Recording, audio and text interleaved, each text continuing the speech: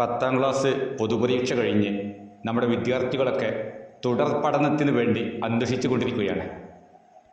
ഈ ഒരു ഘട്ടത്തിൽ ഓരോരുത്തരും ഇനി എന്ത് കോഴ്സ് പഠിക്കണം, ഭാവിയിൽ എന്താവണം, കൂടുതൽ പണം സമ്പാദിക്കാൻ ഏറ്റവും മികച്ച പഠനം എന്താണ് എന്നൊക്കെയാണ് പലരും അന്വേഷിക്കുന്നത്. അത്തരക്കാരോട് എനിക്ക് ഒന്ന് രണ്ട് കാര്യങ്ങൾ പറയാനുണ്ട്. അതായത് എന്ത് പഠിക്കണം എന്ന് ചോദിക്കുന്നതിന് തൊട്ട് മുമ്പ് എന്തിനു വേണ്ടി പഠിക്കണം എന്നാണ് ചോദിക്കേണ്ടതും അന്വേഷിക്കേണ്ടതും. അതായത് പഠനത്തിൻ്റെ ലക്ഷ്യമാണ് ആദ്യം മനസ്സിലാക്കേണ്ടത്. ഫുള്ള് A+ കിട്ടിയാൽ, അല്ലെങ്കിൽ നല്ല റാങ്ക് കിട്ടിയാൽ, അല്ലെങ്കിൽ നല്ല മികച്ച ഗ്രേഡ് കിട്ടിയാൽ അമിതമായി സന്തോഷിക്കുന്ന, അതുപോലെ അല്പം ഗ്രേഡ് അല്ലെങ്കിൽ A+ ഒന്ന് ചുരുങ്ങിപ്പോയാൽ വല്ലാതെ ദുഃഖിക്കുന്ന നിരവധി വിദ്യാർത്ഥികളുണ്ട്. അത്തരം കുട്ടികളെ വിമർശിക്കുന്ന, കുറ്റപ്പെടുത്തുന്ന, പഴിക്കുന്ന രക്ഷിതാക്കളുമുണ്ട്. സത്യത്തിൽ ആ മനോഭാവം തന്നെ തെറ്റാണ്. നമ്മുടെ ഈ ബോർഡ് പരീക്ഷകളിൽ നിന്നും മികച്ച റാങ്ക് അല്ലെങ്കിൽ A+ എല്ലാം വാരിക്കൂട്ടിയാൽ എല്ലാമായി എന്ന് സന്തോഷിക്കേണ്ട ആവശ്യമില്ല. കാരണം നമ്മുടെ ഹയർ എഡ്യൂക്കേഷന് ഏത് കോഴ്സുകൾക്കായാലും, ഏത് കോളേജുകളായാലും, ഏത് സർവകലാശാലയായാലും അവയെല്ലാം അവർക്ക് വേണ്ട പ്രവേശന പരീക്ഷ, അതായത് എൻട്രൻസ് എക്സാം ചെയ്താണ് കുട്ടികളെ എടുക്കുന്നത്. അല്ലാതെ ബോർഡ് എക്സാമിൽ നല്ല A+ ഉണ്ടെന്ന് കരുതി ആർക്കും എവിടെയും അഡ്മിഷൻ ലഭിക്കാറില്ല. ഇനി A+ ഒന്ന് ചുരുങ്ങിപ്പോയത് കൊണ്ട് ഇത്തരം മത്സര പരീക്ഷകളിൽ ആരും പരാജയപ്പെടാറുമില്ല.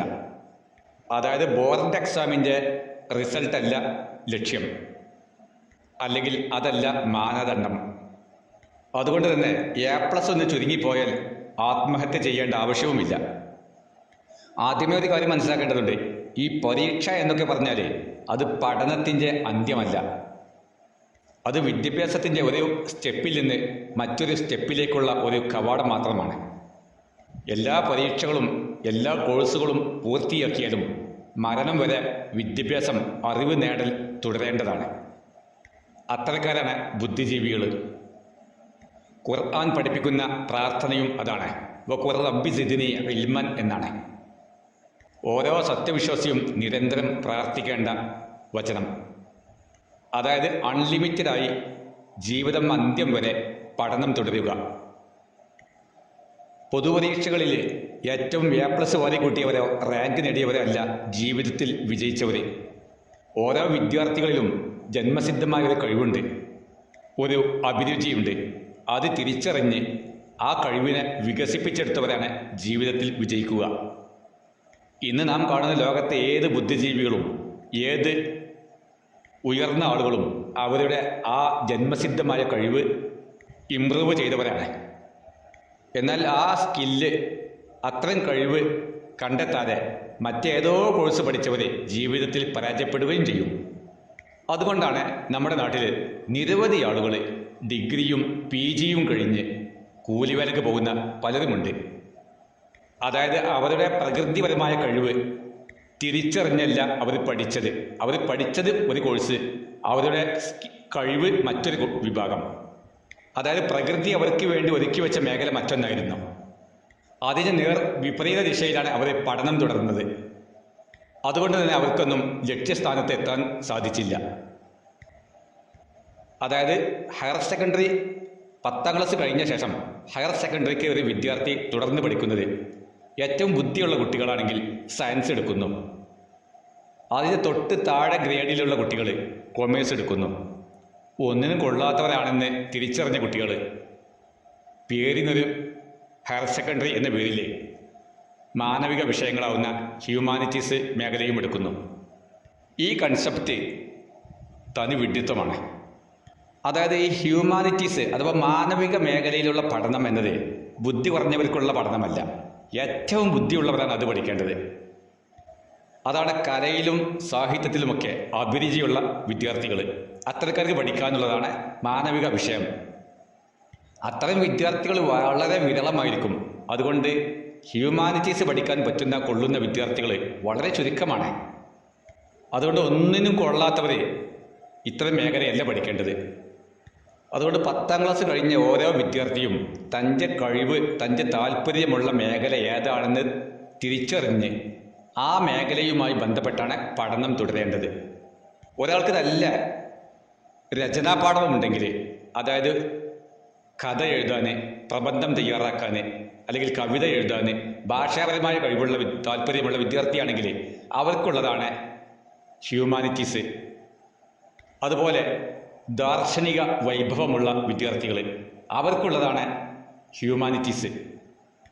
അത്തരം കഴിവുള്ള വിദ്യാർത്ഥികൾ മാനവിക വിഷയങ്ങൾ പഠിച്ചാൽ മാത്രമാണ് നമ്മുടെ നാട്ടിൽ ഒരു രവീന്ദ്രനാഥ ടാഗോർ, അല്ലെങ്കിൽ ഒരു വൈക്കം മുഹമ്മദ് ബഷീർ, അല്ലെങ്കിൽ ഒരു കമല സുരയ്യ, അല്ലെങ്കിൽ ഒരു വള്ളത്തോൾ നാരായണ മേനോൻ, ഒന്നുകൂടി ആഗോളതലത്തിൽ നോക്കുകയാണെങ്കിൽ ഒരു നജീബ് മെഹ്ഫൂദ്, ഒരു ഷേക്സ്പിയർ, അല്ലെങ്കിൽ ഒരു പുതിയ അരിസ്റ്റോട്ടിൽ, ഒരു പ്ലാറ്റോ, അത്തരക്കാരൊക്കെ നമ്മുടെ ഈ മലയാള മണ്ണിൽ ജന്മം കൊള്ളണമെങ്കിൽ മാനവിക വിഷയങ്ങളോട് പ്രതിബദ്ധതയുള്ള, താല്പര്യമുള്ള, അഭിരുചിയുള്ള വിദ്യാർത്ഥികൾ ആ മേഖല പഠിക്കണം. അതുകൊണ്ട് 10ാം ക്ലാസ്സിൽ മാർക്ക് കുറഞ്ഞ, അല്ലെങ്കിൽ പഠനത്തിൽ താല്പര്യമില്ലാത്ത വിദ്യാർത്ഥികൾക്കുള്ളതാണ് ഹ്യൂമാനിറ്റീസ് എന്ന് ഇനി ഒരിക്കലും അങ്ങനെ തെറ്റിദ്ധരിക്കരുത്. വ്യാപാര വ്യവസായ മേഖലകളുമായി താല്പര്യമുള്ള, അതുപോലെ ഫിനാൻഷ്യൽ മേഖലയുമായി താല്പര്യമുള്ള വിദ്യാർത്ഥികൾക്കുള്ളതാണ് കൊമേഴ്സ് മേഖല. അത്തരം ഒരു അഭിരുചിയുള്ള വിദ്യാർത്ഥികൾ മാത്രമാണ് കൊമേഴ്സ് പഠിക്കേണ്ടത്. ബാക്കിയുള്ള എല്ലാ വിദ്യാർത്ഥികൾക്കുമുള്ളതാണ് സയൻസ് മേഖല. ഇനി സയൻസിൽ തന്നെ നിങ്ങൾക്ക് പലതും തിരഞ്ഞെടുത്ത് പഠിക്കാനുള്ള സൗകര്യവുമുണ്ട്. എല്ലാവരും ഒരു കെമിസ്ട്രിയും ഫിസിക്സും ബയോളജിയും മാത്തമാറ്റിക്സും അല്ലെങ്കിൽ കമ്പ്യൂട്ടർ സയൻസും മാത്രമല്ല, നിരവധി ഓപ്ഷൻസ് അതിനകത്തുമുണ്ട്. ഓരോ വിദ്യാർത്ഥിയുടെയും അഭിരുചി, ആപ്റ്റിറ്റ്യൂഡ് എന്താണെന്ന് തിരിച്ചറിഞ്ഞ രക്ഷിതാക്കളാണ് യഥാർത്ഥ രക്ഷിതാവ്. അത്തരം അധ്യാപകരാണ് യഥാർത്ഥ അധ്യാപകർ. എന്നാൽ പാവം നമ്മുടെ ഇന്നത്തെ മിക്ക വിദ്യാർത്ഥികൾക്കും യഥാർത്ഥ അധ്യാപകരില്ല, യഥാർത്ഥ രക്ഷിതാക്കളുമില്ല. കാരണം രക്ഷിതാക്കൾ എന്തിനോ വേണ്ടി മക്കളെ വിദ്യാലയത്തിലേക്ക് അയക്കുന്നു. അധ്യാപകർ കേവലം ഒരു ആഹാരം കഴിക്കാനുള്ള വരുമാന മാർഗം എന്ന നിലയ്ക്ക് മാത്രം വിദ്യാർത്ഥികളെ പഠിപ്പിക്കുന്നു. ഈ വിദ്യാർത്ഥികളിലെ ഭാവിയിലൊരു ആൽബർട്ട് ഐൻസ്റ്റീൻ അല്ലെങ്കിൽ ഒരു തോമസ് എഡിസൺ പോലെയുള്ള ആളുകൾ ഉണ്ടായിത്തീരണമെന്ന് ഒട്ടും താല്പര്യമില്ലാത്ത അധ്യാപകരുണ്ട്. അല്ലെങ്കിൽ ഒരു വയലാർ രാമവർമ്മ, ഒരു ചെങ്ങമ്പുഴ, ഒരു പൂന്താന നമ്പൂതിരി, ഒരു വൈക്കം മുഹമ്മദ് ബഷീർ, ഒരു MT വാസുദേവൻ നായർ, ഒരു OV വിജയൻ, അത്തരം സാഹിത്യകാരന്മാർ ഉണ്ടായിത്തീരണമെന്ന് താല്പര്യപ്പെടാത്ത, അത്തരമൊരു ചിന്ത പോലുമില്ലാത്ത നിരവധി അധ്യാപകരുണ്ട്. നമ്മുടെ വിദ്യാർത്ഥികളിൽ നിന്ന് ഒരു MA യൂസഫ് അലി ഉയർന്നു വരണമെന്ന് മോഹിക്കാത്ത നിരവധി അധ്യാപകരുണ്ട്.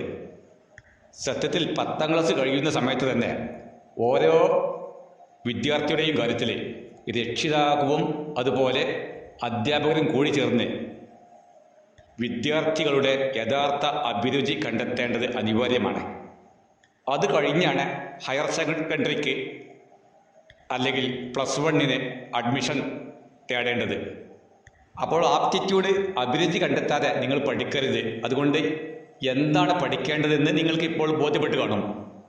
അതായത് വിദ്യാർത്ഥികളിൽ അന്തർലീനമായി കിടക്കുന്ന കഴിവ് എന്താണോ അത് തിരിച്ചറിയുക, ആ മേഖലയിൽ തുടർന്ന് പഠിക്കുക. ഇനി പറയുന്നത് എന്തിനാണ് നാം പഠിക്കുന്നത്, വിദ്യാർത്ഥികളെ എന്തിനാണ് നാം പഠിപ്പിക്കുന്നത്? കേവലം പണം സമ്പാദിക്കാനാണെങ്കിൽ ഇത്രമാത്രം പഠിക്കേണ്ട ആവശ്യമൊന്നുമില്ല. കാരണം ഒരുപാട് കോഴ്സുകൾ, ബിരുദവും ബിരുദാനന്തര ബിരുദവും എടുത്ത് കൂലിവേലയ്ക്ക് പോകുന്ന നിരവധി ആളുകളുള്ള നമ്മുടെ ഈ സംസ്ഥാനത്ത് ഒരുപാട് സർട്ടിഫിക്കറ്റുകളൊന്ന് വാരിക്കൂട്ടിയാൽ പണം സമ്പാദിക്കാമെന്ന് ആരും കരുതേണ്ട ആവശ്യമില്ല. ഏകദേശം 5.5 ലക്ഷത്തോളം ഗവൺമെൻറ് ജോലിക്കാരുള്ള നമ്മുടെ ഈ സംസ്ഥാനത്ത് 30 ലക്ഷത്തിലധികം എല്ലാ യോഗ്യതകളും നേടി ജോലിയില്ലാതെ ജോലിക്ക് വേണ്ടി കാത്തിരിക്കുന്ന പുതിയ തലമുറയുണ്ട്. അതുകൊണ്ട് ഗവൺമെൻറ് ജോലി എന്നുള്ളത് കേവലം ഒരു സ്വപ്നം മാത്രമാണെന്ന് മനസ്സിലാക്കുക. പണം സമ്പാദിക്കാനാണ് ലക്ഷ്യമെങ്കിൽ കുറേ A+ വാരിക്കൂട്ടാൻ വേണ്ടി നിരവധി വർഷങ്ങളിലെ ക്വസ്റ്റ്യൻ ആൻസർ ചോദ്യങ്ങളും ഉത്തരങ്ങളും ചൊല്ലിപ്പഠിച്ച് സമയം പാഴാക്കേണ്ട ഒരു ആവശ്യവുമില്ല. അത് യഥാർത്ഥ വിദ്യാഭ്യാസവുമല്ല. യഥാർത്ഥ വിദ്യാഭ്യാസം അത് തപസ്സാണ്. ഇസ്ലാമികമായി പറഞ്ഞാൽ ഒരു ഇബാദത്താണ്. അത് റാങ്ക് വാരിക്കൂട്ടാനും പത്രത്തിൽ ഫോട്ടോ വരാനും ഒന്നുമല്ല. അറിവുണ്ടാകാനും ഒരു നല്ല മാതൃകാ മനുഷ്യനായി തീരാനുമാണ് യഥാർത്ഥത്തിൽ വിദ്യാഭ്യാസം തേടുന്നത്. അല്ലാതെ മണി ഏൺ ചെയ്യാൻ വേണ്ടിയല്ല. അങ്ങനെയാണെങ്കിൽ നമ്മുടെ ഈ ചുറ്റുപാട് നോക്കിയാൽ തന്നെ കാര്യമായ വലിയ കോഴ്സുകളൊന്നും പഠിക്കാത്തവരാണ് ജീവിതത്തിൽ ഏറ്റവും വിജയിച്ചവർ. നമ്മുടെ മെഡിക്കൽ കോളേജുകളിൽ നിന്ന് MBBS-ഉം അതിൻ്റെ PG കഴിഞ്ഞ് ഡോക്ടർമാർക്ക് ലഭിക്കുന്നതിനേക്കാൾ കൂടുതൽ ശമ്പളം ലഭിക്കുന്ന അല്ലെങ്കിൽ പണം സമ്പാദിക്കുന്ന കച്ചവടക്കാരുണ്ട്. നമ്മുടെ IIT-കളിൽ നിന്ന് BTech കഴിഞ്ഞവർക്ക് ലഭിക്കുന്നതിനേക്കാൾ കൂടുതൽ മാസാന്ത വരുമാനം തേടുന്ന സാധാരണക്കാരായ ആളുകളുണ്ട്. അതായത് കാര്യമായ വിദ്യാഭ്യാസമൊന്നുമില്ല, കേവലം 10ാം ക്ലാസ് അല്ലെങ്കിൽ 12ാം ക്ലാസ്. പക്ഷേ ശേഷം കച്ചവട മേഖലയുമായിട്ട് അല്ലെങ്കിൽ സ്വയം സംരംഭങ്ങളുമായി ബന്ധപ്പെട്ട് അവരുടെ ഭാവി അവർ കണ്ടെത്തി, അതിലവർ വിജയം കൊയ്തു. അത്തരക്കാരാണ് ഇന്ന് കേരളത്തിൽ മാത്രമല്ല ഇന്ത്യയിൽ തന്നെ അല്ലെങ്കിൽ ലോകത്ത് തന്നെ നോക്കിയാൽ ഏറ്റവും കൂടുതൽ വിജയം വരിച്ചവർ അത്തരക്കാരാണ്.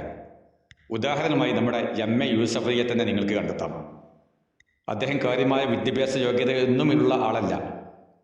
അദ്ദേഹം ഒരു MBA-കാരനല്ല, ഒരു MCA-കാരനല്ല, ഒരു BBA പോലും ചെയ്തിട്ടില്ല. IIT-കളിൽ നിന്നോ NIT-കളിൽ നിന്നോ അല്ലെങ്കിൽ അത്തരം തത്തുല്യ സ്ഥാപനങ്ങളിൽ നിന്നോ BTech എടുത്ത ആളുമല്ല. ഒരു MCOM പോലും അദ്ദേഹത്തിനില്ല. പക്ഷേ കേരളം ഇന്ന് അദ്ദേഹത്തിൻ്റെ താഴെയാണ്. സത്യത്തിൽ നമ്മുടെ ഇന്നത്തെ പ്രവേശന പരീക്ഷകൾക്ക് വേണ്ടി, എൻട്രൻസ് എക്സാമുകൾക്ക് വേണ്ടി ലൈഫ് സമർപ്പിക്കുന്ന വിദ്യാർത്ഥികൾ സത്യത്തിൽ ജീവിതത്തിൽ നിന്ന് തന്നെ, സമൂഹത്തിൽ നിന്ന് തന്നെ ഉൾവലിഞ്ഞു പോവുകയാണ്. പരിസരവുമായി സമൂഹവുമായി ബന്ധമില്ലാത്ത ഒരു ഒറ്റപ്പെട്ട ജീവിതത്തിലേക്കാണ് അവർ ഉൾവലിഞ്ഞു പോകുന്നത്. നിരവധി വിഷാദ രോഗികളെ, മാനസിക രോഗികളെ സൃഷ്ടിക്കുന്ന ഒരു സമ്പ്രദായമാണ് ഇന്നത്തെ എൻട്രൻസ് എക്സാമുകൾ. അതുകൊണ്ട് നിങ്ങളാരും നീറ്റ് പരീക്ഷ എഴുതേണ്ട ആവശ്യമില്ല എന്നല്ല ഞാൻ പറയുന്നത്, അല്ലെങ്കിൽ JEE, ISER പോലെയുള്ള പരീക്ഷകൾ എഴുതേണ്ട എന്നല്ല ഞാൻ പറയുന്നത്. ആ മേഖലയുമായി താല്പര്യമുള്ള, അഭിരുചിയുള്ള വിദ്യാർത്ഥികൾ മാത്രം അത് ചൂസ് ചെയ്യുക. പക്ഷേ ഒരു കാര്യമുണ്ട്, എല്ലാ വിദ്യാർത്ഥികൾക്കും ഏതെങ്കിലും ഒരു മേഖലയിൽ അഭിരുചി ഉണ്ടാകും. അത് കണ്ടെത്തുകയാണ് പ്രധാനം. അതുകൊണ്ട് താൻ എന്തിനാണ് പഠിക്കുന്നത് എന്ന് ഓരോ വിദ്യാർത്ഥിയും ആലോചിക്കണം. തൻ്റെ മക്കളെ എന്തിനാണ് പഠിപ്പിക്കുന്നതെന്ന് ഓരോ രക്ഷിതാക്കളും മനസ്സിലാക്കണം. ഇങ്ങനെയൊക്കെ മനസ്സിലാക്കിയാൽ പിന്നെ ചുണ്ടിൽ ഒരുപാട് ചുവന്ന പെയിൻ്റ് അടിച്ച് വാരി തേച്ച് സ്കൂളിലേക്ക് ഏതെങ്കിലും വിദ്യാർത്ഥിനികൾ പോകുമോ? ഇന്ന് നമ്മുടെ ഹൈസ്കൂള്, ഹയർ സെക്കൻഡറി ക്ലാസ്സുകളിലൊക്കെ പഠിക്കുന്ന വിദ്യാർത്ഥിനികൾ സ്കൂളിലേക്ക് പോകുമ്പോൾ 90% വിദ്യാർത്ഥിനികളുടെയും ചുണ്ടിൽ എന്തൊക്കെയോ പെയിൻറ്റ് വാരി തേച്ചിരിക്കുന്നു. അവരാണ് സയൻസ് പഠിക്കുന്ന, ബയോളജി പഠിക്കുന്ന വിദ്യാർത്ഥികൾ. കള്ള്, കഞ്ചാവ് മുതൽ സിന്തറ്റിക് ലഹരി വരെ ഉപയോഗിക്കുന്ന നമ്മുടെ വിദ്യാർത്ഥികൾ. അവ ശരീരത്തിന്, നമ്മുടെ കരളിനും വൃക്കക്ക് പോലും ദൂഷ്യമാണ്, അപകടമാണെന്ന് തിരിച്ചറിഞ്ഞില്ലെങ്കിൽ പിന്നെ എന്ത് വിദ്യാഭ്യാസമാണ്, എന്ത് സയൻസാണ് അവർ പഠിക്കുന്നത്? സ്വന്തം വീടും പരിസരവും പ്ലാസ്റ്റിക് മാലിന്യമുക്തമാക്കി വൃത്തിയാക്കി കൊണ്ടു നടക്കാൻ ശീലിച്ചില്ലെങ്കിൽ പിന്നെ എന്ത് വിദ്യാഭ്യാസമാണ് നമ്മുടെ സ്കൂളിൽ നിന്ന് വിദ്യാർത്ഥികൾ പഠിക്കുന്നത്? വിവാഹം കഴിക്കാനുള്ള പ്രായം പോലും ആകാതെ 8ാം ക്ലാസ്സിൽ നിന്നും 9ാം ക്ലാസ്സിൽ നിന്നും 10ാം ക്ലാസ്സിൽ നിന്നുമൊക്കെ തൻ്റെ കൂട്ടുകാരൻ്റെ കൂടെ ഇരുന്ന് പ്രസവിക്കുന്ന വിദ്യാർത്ഥിനികൾ, അത്തരം പെൺകുട്ടികൾ എന്തിനു വേണ്ടിയാണ് സ്കൂളിൽ പോകുന്നത്? എന്താണ് പഠിക്കുന്നത്? അതുകൊണ്ട് ഓർക്കുക, സ്കൂളിലേക്ക് പോകുന്നത് എന്തിനു വേണ്ടിയാണ്? എന്തിനു വേണ്ടിയാണ് ഞാൻ പഠിക്കുന്നത്? ഓരോരുത്തരും ആലോചിക്കുക, ഞാൻ എന്തിനു പഠിക്കണം?